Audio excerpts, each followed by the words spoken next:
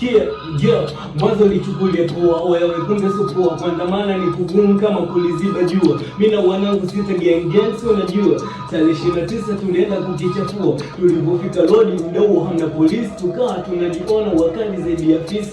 Baada ya nusu saa zikaja gari za jeshi, kijasho kilinitoka na moyo upenda kasi.